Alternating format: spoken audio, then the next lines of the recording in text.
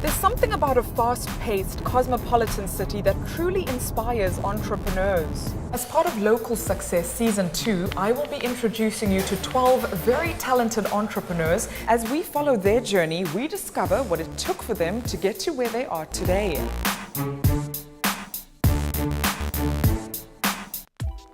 Over 2,000 women across the UAE and Saudi Arabia receive a bright pink box full of beauty products every single month, including myself. With just one knock at the door, Glambox Middle East subscribers are introduced to a variety of beauty samples and exclusive makeup tips and tricks. The whole idea behind the concept is to try before you buy. Shant Aknayan, together with his 3 business partners, are the brains behind the box. Seed funded by the 4 of them, they launched their startup company in January 2012. How were you and your business partners so certain that this concept was going to work?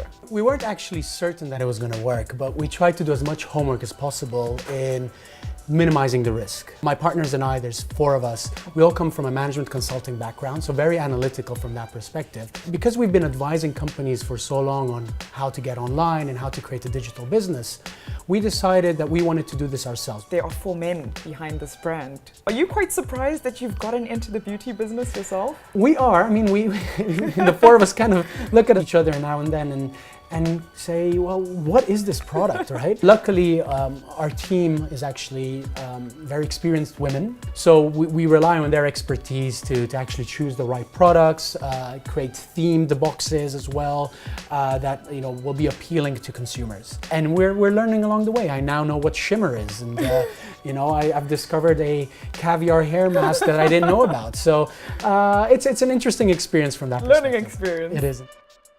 Before launching Glambox to the region, the team studied the beauty market within the Western world and questioned what online e-commerce beauty hubs were available. They came across a subscription-based model in the US called Birchbox. Popular among women in America, however, could something like this work in the Arab world? We realized there's no one actually catering for women online when it comes to beauty commerce. So we said, you know what, there's a great idea that's working in the Western world. There's nothing like it here. There's demand. Why don't we try it out? And looking at some numbers, we realized that the beauty industry in this region is very big and growing very quickly. In Saudi Arabia, we're looking at a $3 billion market and growing at 10–12%. What is the general feedback from women? I mean, do you find them sort of chopping and changing? Are they becoming more demanding and more inquisitive of the different products that are available? Actually, this is the exact problem that we're trying to solve. Because it's a very sticky market, once you find a product that you like, you'll carry on buying that. Women do not want to switch from one product to another because it's costly. What if they go and buy a 300 dirham product and they try it and it doesn't work for them? They've just wasted 300 dirhams on a product. Whereas this is a great way for them to discover new brands for a very minimal cost in the comfort of their own home. Some products they will love, some they won't, but at least they will have a little bit more knowledge about what works for them and what doesn't. Glambox has become a force to be reckoned with in the beauty world, having won 2 awards already, one of which came with the title of Startup Company to Watch For.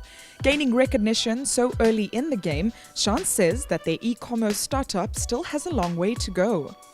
Funding is always a challenge for any entrepreneur. One of the other issues that we face as an e-commerce company is logistics. Logistics is fairly expensive in the region. As an e-commerce company, there are some challenges in the region that obviously we're trying to help overcome.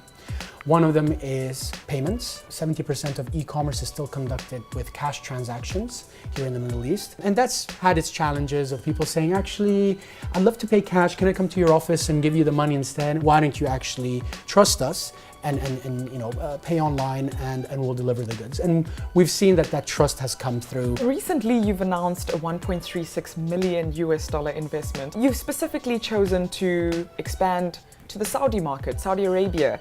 How fundamental will this venture be for the Glambox team? So Saudi Arabia is the largest domestic market in the region.